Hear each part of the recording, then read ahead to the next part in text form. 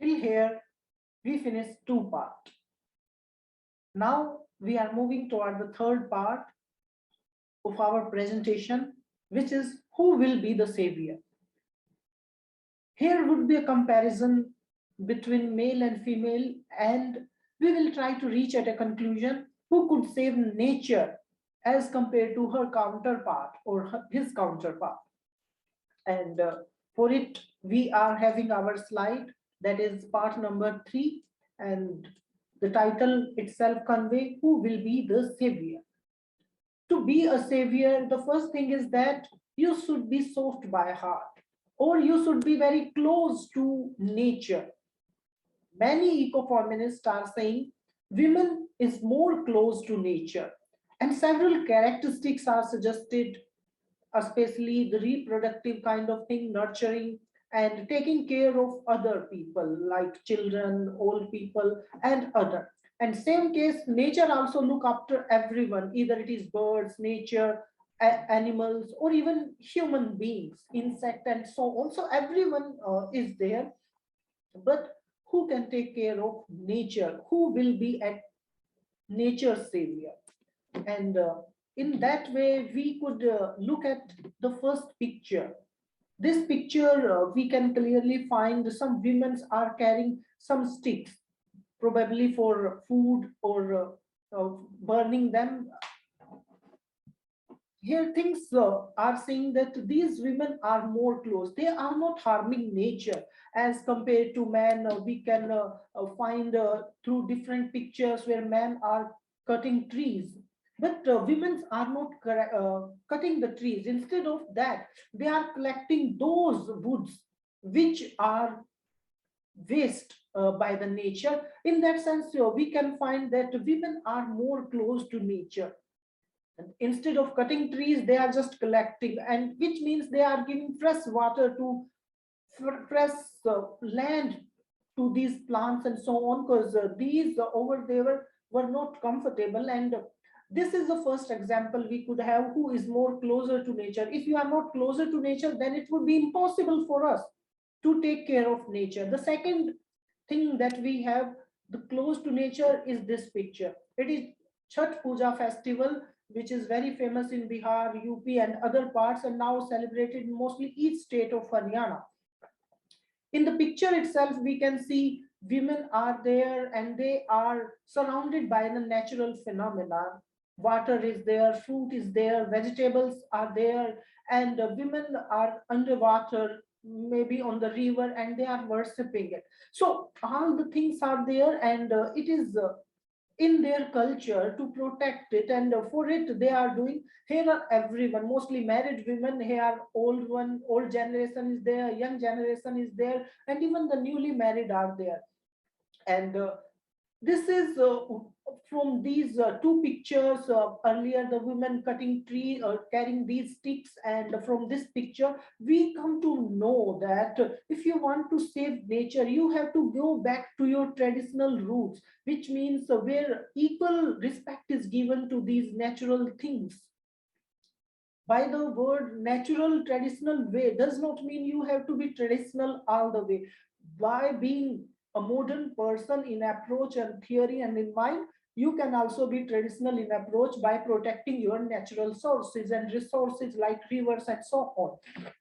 Another thing that we can connect ourselves, especially the women closer to nature, is the festival. If we look at Tulsi Viva, it is mostly performed by women of the family, and these festivals are more popular in Bihar, Bihar state, and some area of UP, Jharkhand, and Odisha perhaps, and Tulsi Viva is most famous. And another festival is Van Devi festival.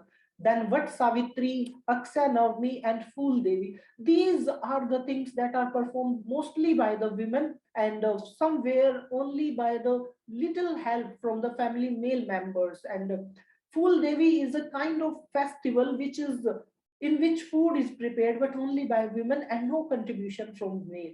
And through these example, these four slides, this one that women carrying sticks and Chhat Puja and these festivals, we come to know that women are more closer to nature. And not only this, if we go the next slide, there are several things which could just strengthen the points. And that is, we worship Neem during Dasara, Bel during Navratra, and banana for Brahaspati god, and people for sunny day.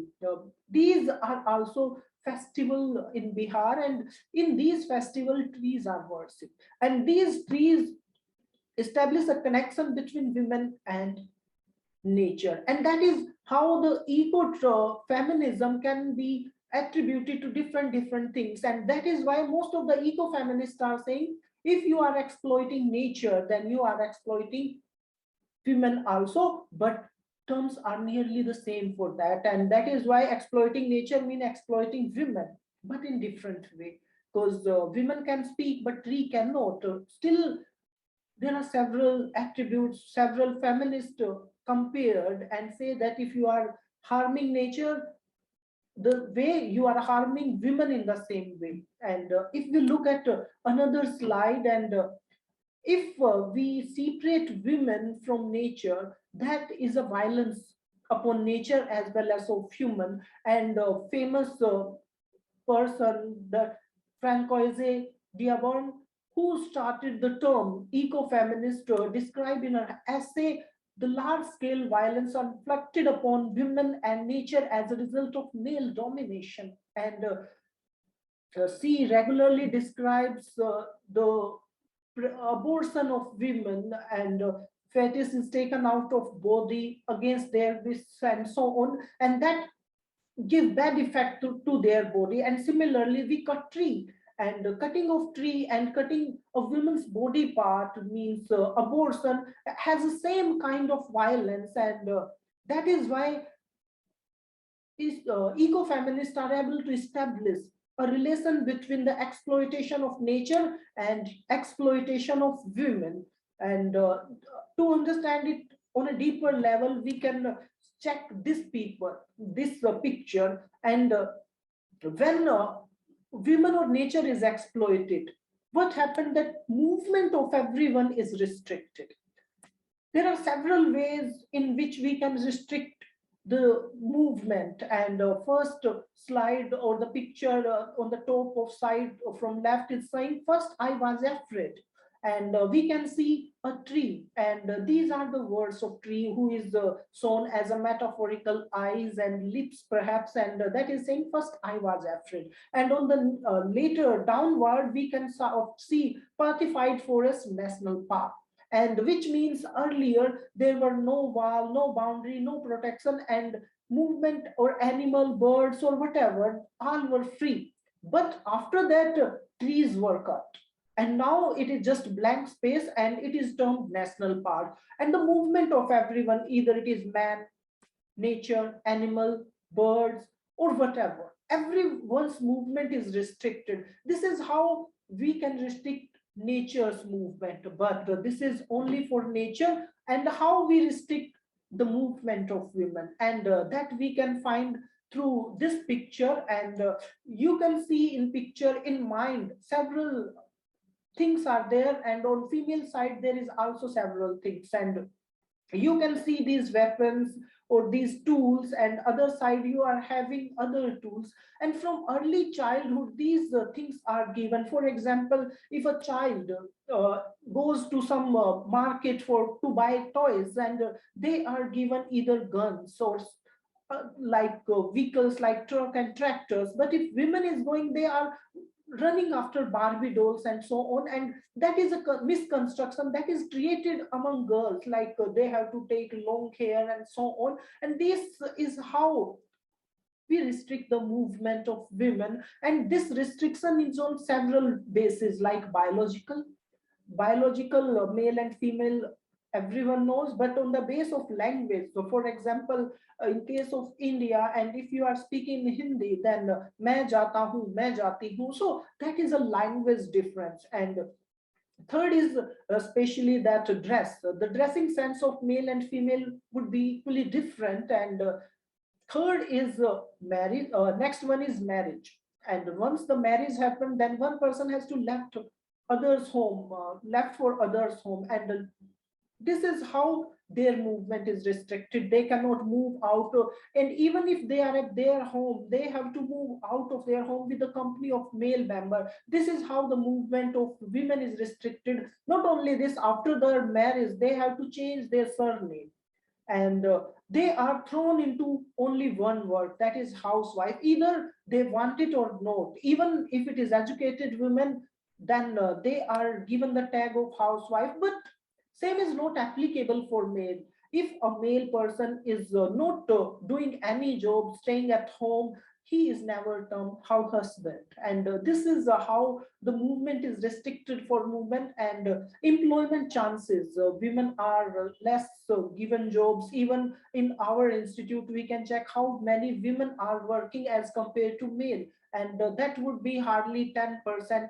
If we go in the number, it is not applicable for especially women college or so on, but where the co-ed is there. And in that sense, movement is restricted. But the good thing about women is that they can speak, but nature cannot do. And once women are given power to speak, they do amazing things. And such kind of thing is seen on October 24, 1975 in the country Iceland.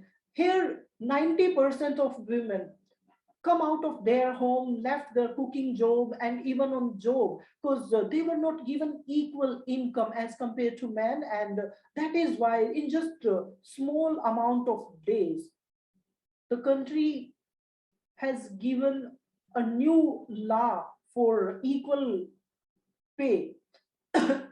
Just 5 years later, somewhere around in 1980s, that country has given world's first female president. And even today in Iceland's parliament, 90% of women are. Earlier it was 0% somewhere around, and now it is 90%. Only 10% men are in their parliament. But this thing is not applicable in case of nature, because nature is a kind of business for male.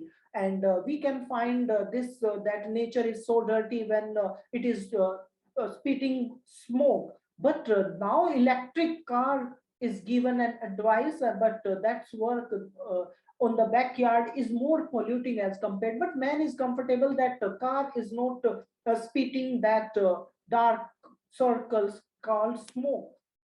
In simple way, that business for man, that picture for man is nothing but a business. And if you are a business minded person, you think about the profit, not about the nature. And this way man cannot take the responsibility of being a natural friendly. This is a picture. And through this picture we also discussed that for man, cutting and earning is the main thing. Either it is for nature, or either it is cars and so on. So man is shown by eco-feminist, the person who is responsible for all evils of society, either for environment or of women. And overall, through this comparing man and females biological and other aspect of what we come to know that women are more closer to nature, and hence they can take more responsibility to save nature. And the relation of man, women, nature can be defined by this quotation. It says, if the wealth was the inevitable result of hard work and enterprise, every woman in Africa would be a millionaire. And this is how, like, women, even in the first picture that we started by, nature is protected or taken by small amount by the female only for living, not for earning profit. You in your life hardly see any women cutting a tree for earning. And that is how we are having this picture as a how we can do, or how we can take care of nature. And out of these things, women can be a perfect savior for nature. And in part 4 we will discuss how women are protecting nature, and how they are defining new boundaries, and in which way, either through Chipko movement or love theory and so on, they protected nature in various ways. And we will also check some national and international movement from different countries and different areas of India too. to come to this conclusion how women can be a perfect savior. But for third part, we have to end here, and soon we will come back with the fourth part.